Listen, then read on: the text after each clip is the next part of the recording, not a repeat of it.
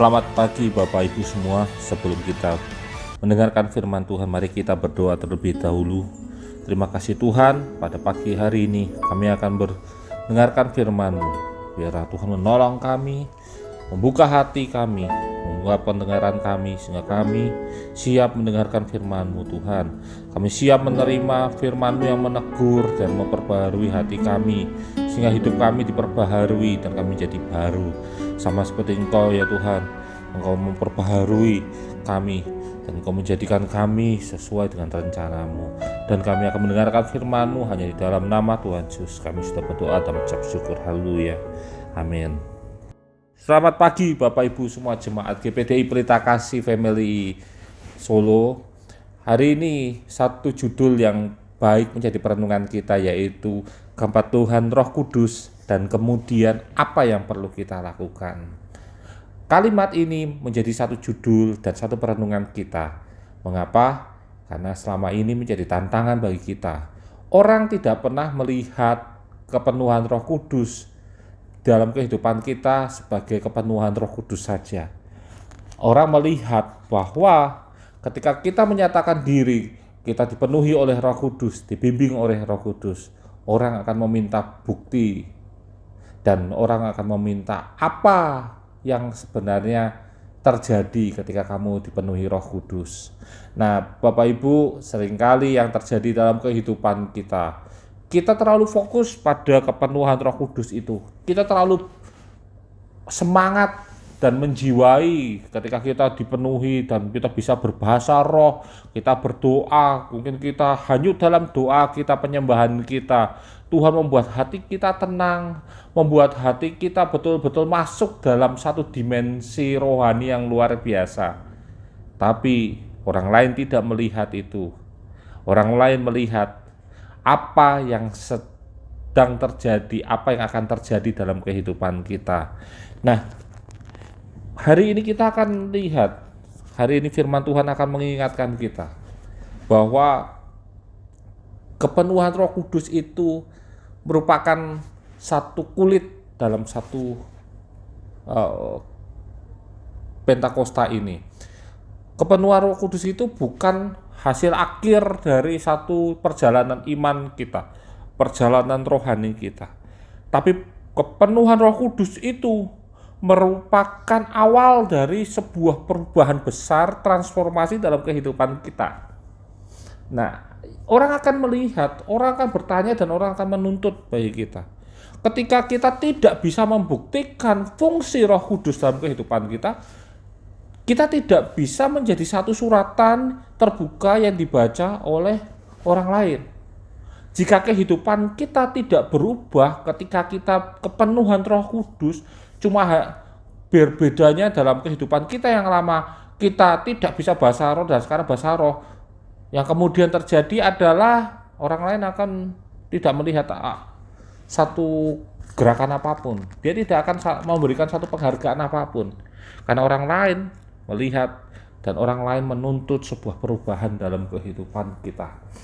Nah, kita lihat di dalam 1 Korintus 12, 13 sampai 14 bicara tentang karunia-karunia Roh Kudus. Berarti ketika kita kepenuhan Roh Kudus, itu awal dari karunia yang akan Tuhan berikan bagi kita.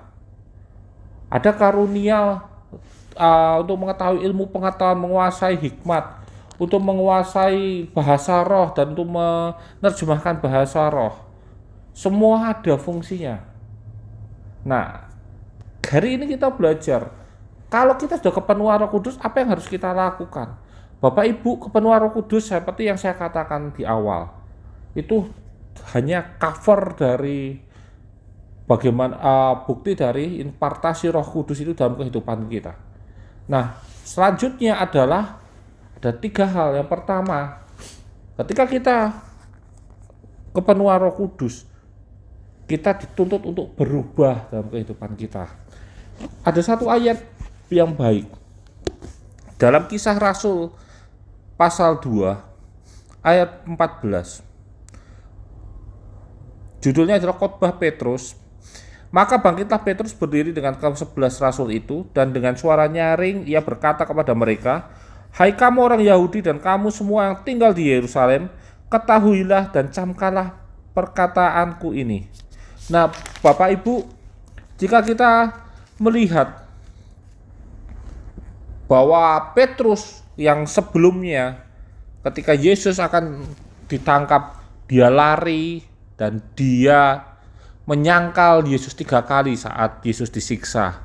Nah, ketika Petrus dipenuhi oleh Roh Kudus, dia mengalami satu perubahan besar dalam kehidupannya. Perubahan yang memutarbalikkan kehidupan manusia lamanya dia. Yang selama ini menjadi seorang follower saja, pengikut saja. Hari itu dia berdiri mengambil sikap sebagai seorang murid Yesus, seorang saksi bagi Kristus yang menyampaikan firman Tuhan. Nah, dalam Kisah Rasul 2 ayat 41 berkata, orang-orang yang menerima perkataannya itu memberi diri dibaptis, dan pada hari itu jumlah mereka bertambah kira-kira 3.000 jiwa. Khotbah Petrus yang selama ini perkataannya penuh dengan sangkalan itu berubah menjadi satu khotbah yang luar biasa. Dia mampu dalam satu khotbahnya membuat orang bertobat 3.000 jiwa. Ada perubahan besar dalam Petrus. Ada perubahan besar dalam kehidupan seorang penyangkal. Ada perubahan besar dalam kehidupan seorang penjala ikan. Dia berubah menjadi penjala manusia. Bapak Ibu, kehidupan kita ketika kita dipenuhi Roh Kudus akan dituntut untuk adanya perubahan yang besar dalam kehidupan kita. Perubahan apa yang sedang ditunggu orang lain? Yaitu perubahan sikap kita, perubahan gaya kita, perubahan pola hidup kita, kehidupan yang dari manusia yang lama menjadi manusia yang baru.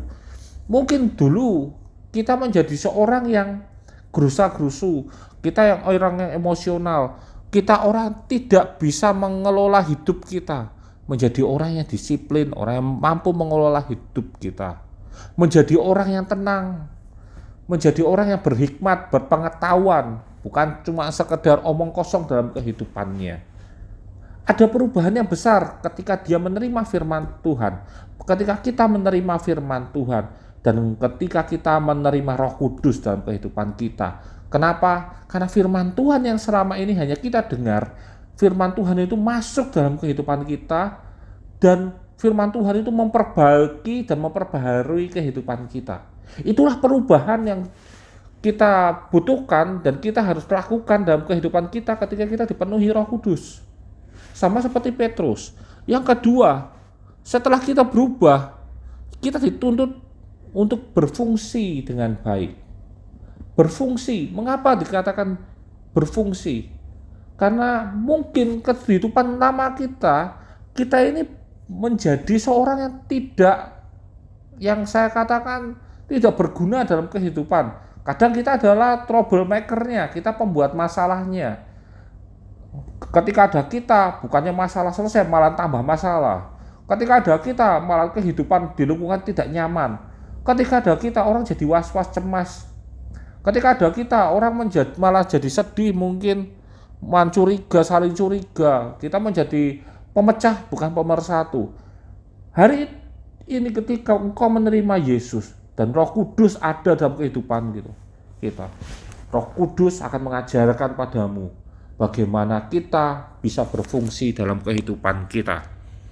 Petrus dari seorang murid yang hanya mendengarkan, yang hanya mengikuti, hari itu dia berfungsi dengan baik. Hari itu dia berubah dengan luar biasa. Roma 12 ayat yang kedua mengatakan, janganlah kamu menjadi serupa dengan dunia ini, tetapi berubahlah oleh pembaharuan budimu, sehingga kamu dapat membedakan manakah kehendak Allah, apa yang baik, yang berkenan kepada Allah, dan yang sempurna. Berfungsi artinya ada pembaharuan. Berfungsi itu artinya ada satu perubahan kehidupan kita, pola pikir kita, pola hidup kita, dari kehidupan yang bersifat individu, yang mementingkan diri kita sendiri seperti egoisme, menjadi kehidupan yang berfungsi dalam masyarakat. Itu yang ditunggu. Karena itu, orang Kristen dituntut untuk dapat menjadi terang dan garam, bukan hanya menjadi seorang ahli agama. Tidak penting Bapak Ibu hafal seluruh firman Tuhan, seluruh Alkitab. Tidak penting. Yang terpenting adalah kita membaca, mengerti, memahami, dan menjalankan. Dengan menjalankan firman Tuhan yang dari satu tulisan ini masuk dalam kehidupan kita dan menjadi satu tujuan yang jelas, dari satu langkah yang jelas. Dengan begitu orang akan merasakan kehidupan kita itu namanya berfungsi. Ya Bapak Ibu, satu tantangan besar bagi kita, jika kita sudah berubah, ya kita harus berfungsi. Hal yang ketiga, apa yang dituntut? Yaitu berbuah. Ketika kita sudah berfungsi, yang dituntut adalah berbuah. Apa sih maksudnya berbuah? Berbuah adalah ketika kehidupan kita menghasilkan buah yang nyata, buah yang jelas, sesuatu yang jelas, bukan sesuatu yang saya katakan seperti seorang Farisi yang bercerita tentang firman Tuhan saja. Ada satu cerita firman Tuhan yang baik tentang seorang yang pergi ke satu kota. Di satu tempat dia dirampok habis-habisan oleh seorang penjahat dan dia terkapar di jalan. Ketika ada orang Lewi lewat dan imam lewat, mereka hanya melihat dan mereka melewatinya saja. Tapi ada seorang Samaria yang baik hati. Dia tidak saja melihat, dia mengangkat, membersihkan, bahkan dia membawanya ke satu kota terdekat, menginapkannya di satu tempat dan mengobatinya sampai sembuh. Bapak Ibu, seringkali kita mengejar hal yang rohani, tapi kehidupan jasmani kita tidak berubah.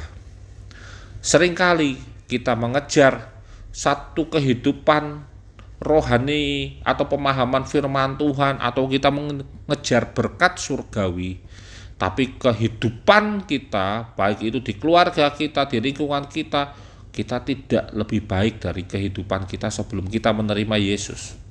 Kita tidak lebih baik pola hidupnya, sikapnya, karakternya dibanding dengan orang yang tidak mengenal Yesus. Lalu untuk apa Roh Kudus ada dalam kehidupan kita? Kita dituntut berbuah yang jelas. Ada buah roh yang jelas. Ada buah roh yang dihasilkan melalui kehidupan kepenuhan Roh Kudus kita. Jadinya bukan hanya sekedar berbahasa roh saja.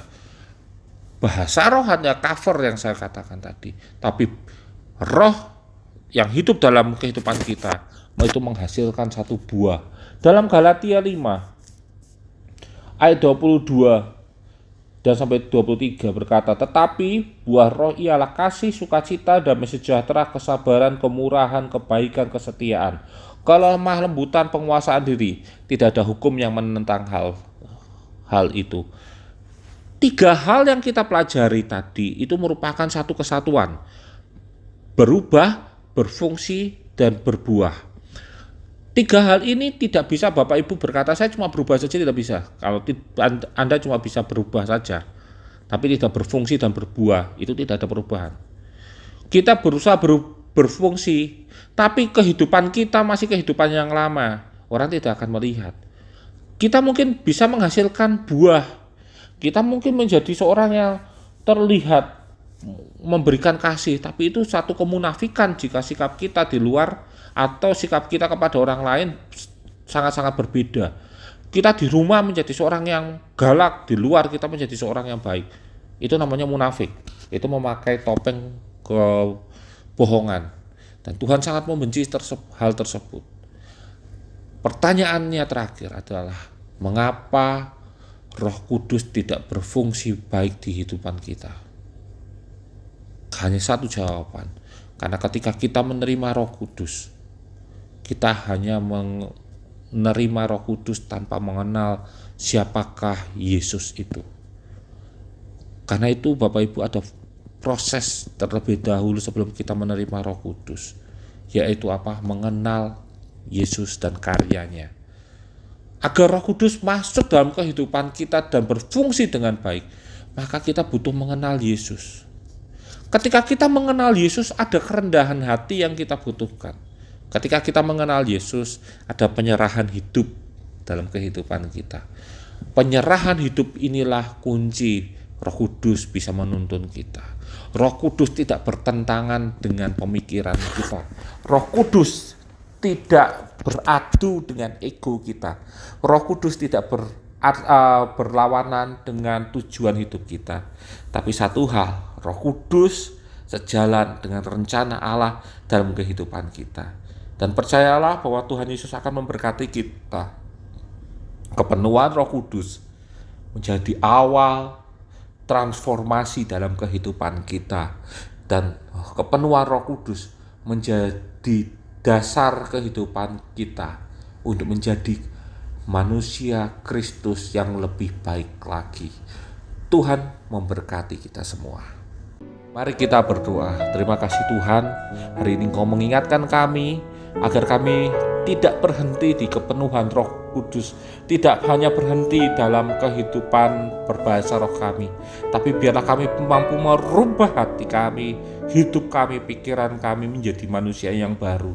Karena itu Tuhan, biarlah Engkau menghancurkan setiap egoisme dalam kehidupan kami, menghancurkan setiap pemikiran kekerasan hati kami. Lembutkanlah hati kami Yesus, sehingga kami menjadi baru lagi. Terima kasih Bapa, biarlah Roh Kudus memimpin kehidupan kami, memperbaiki apa yang salah dalam kehidupan kami, dan Roh Kudus-Mu Tuhan menunjukkan jalan yang terbaik. Dan kami percaya Tuhan, Engkau akan memberkati kehidupan kami. Hari ini juga Tuhan, kami berdoa untuk Bapak Gembala dan Ibu Gembala kami. Biar Engkau memberkati Bapak Ibu Gembala kami dan gereja kami, sehingga kami bisa beribadah kembali. Dan Tuhan memberkati kota Solo ini, agar kota Solo ini Tuhan Engkau kembalikan menjadi kota yang sehat. Engkau mengembalikan sehingga kota Solo ini Tuhan bisa melawan dan mengalahkan pandemi corona dengan baik. Bahkan Indonesia Tuhan Kau lindungi, Kau pulihkan, dan Kau sembuhkan dengan luar biasa. Kami berdoa juga untuk Bapak Ibu Jemaat semua Tuhan, yang sedang sakit Tuhan, dimanapun mereka berada. Hari ini Tuhan, biarlah kami Engkau jamah, Engkau sembuhkan di dalam nama Yesus. Ada kesembuhan bagi kami yang sedang sakit, kami yang sedang menghadapi masalah, baik itu masalah keuangan, masalah keluarga, masalah kehidupan kami. Tuhan, kami serahkan, kami ikat setiap permasalahan itu, kami serahkan pada Engkau, dan Kau hancurkan, dan Kau berikan jalan keluar di dalam nama Yesus. Ada jalan keluar dari kehidupan kami, dan kami Engkau berkati luar biasa. Engkau memutar balikkan kondisi buruk kami menjadi kondisi luar biasa. Jika kami sedang mengalami kesusahan hati, kami mengalami kesedihan, kami mengalami ketertekanan, kami sedang mengalami jalan menuju masa depan yang suram, hari ini kami klaim Tuhan bahwa hidup kami adalah di tangan. Tidak ada satupun kekuasaan iblis yang mampu membuat kami hancur. Karena itu Tuhan, biarlah setiap hal yang merusak hidup kami ikat, kami hancurkan di dalam nama Yesus.